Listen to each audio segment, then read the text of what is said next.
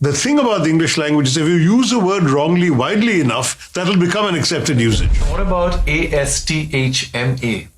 Asthma. Yeah. I just see, people should lighten up a bit. Too many people get intimidated by the language, start mugging up dictionaries. Which are the pronunciation and grammar errors that Indians typically make? Do you have certain ones which are your pet peeve and you'd like to correct the nation, because you are the English teacher to the nation unofficially? No, well, the pet peeves are really pedantic ones, which I ought to outgrow. But I keep correcting my staff on two very common mistakes. One is the habit of using the word presently. This is not an Indian problem, it's a global problem. Yeah. Presently to mean now, whereas presently means soon. Yeah.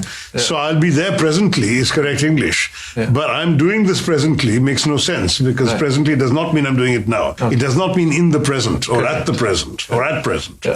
So that's one thing that I sometimes get irritated about. However, the thing about the English language is if you use a word wrongly, widely enough, that'll become an accepted usage. The Americans, by the way, have a similar problem with momentarily. Correct.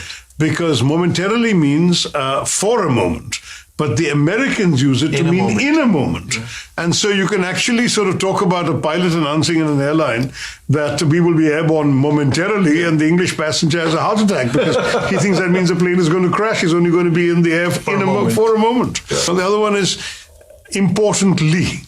Yeah. I don't think important needs a ly, because important is already an adverb. Yeah. So it's perfectly all right to say, most important, I believe such and such and such. Or there's this and this and that, and more important, this. Importantly is superfluous, Right. And it's an unnecessary addition. Right. Again, as I told you, I'm being a bit pedantic, so you don't have to worry about it. What about words like revert? Yeah, revert, and what is the other one? Yes, I shall revert to you, and the other one is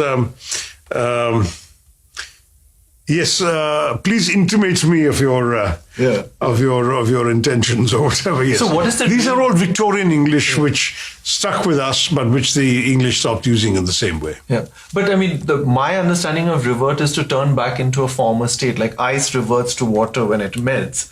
So when people write to me that I will revert to you, I tell them you can't turn into me. Or turn back into me. God, you are as much of a pedant as I am. Another very common one, again, not just India but everywhere, is confusing reluctant and reticent.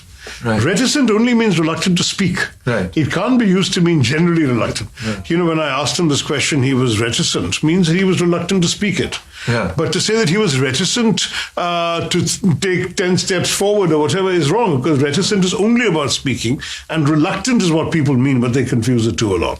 That's a global problem, not just an Indian problem. So there are a few words that I'm going to spell out, and because everybody gets it wrong and I want them to hear the correct. So this is about pronunciation. So the first word is pronunciation. What is the right and the wrong way of saying this word? Pronunciation is correct. Yeah, and not pronunciation. Not pronunciation, no. Yes. Pronunciation.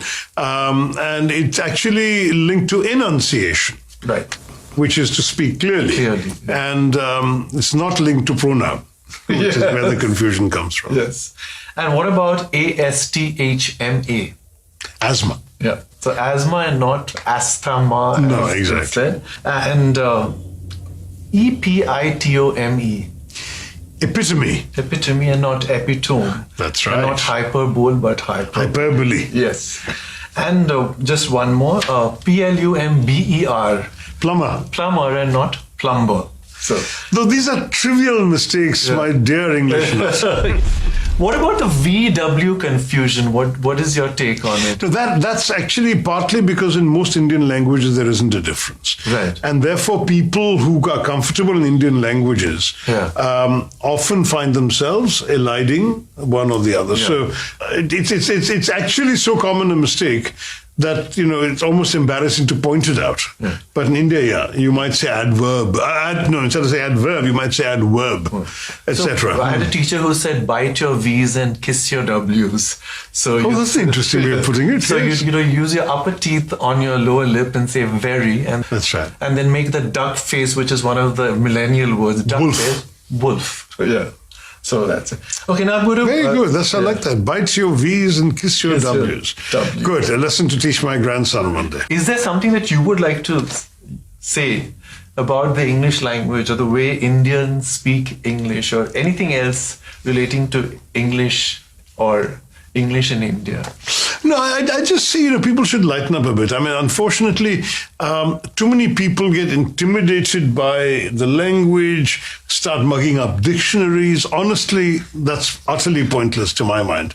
To my mind, what happens with the language is you use it to communicate, Right. you use it to express ideas, you use it to give and gain pleasure. If all of that is not happening, then you don't need it.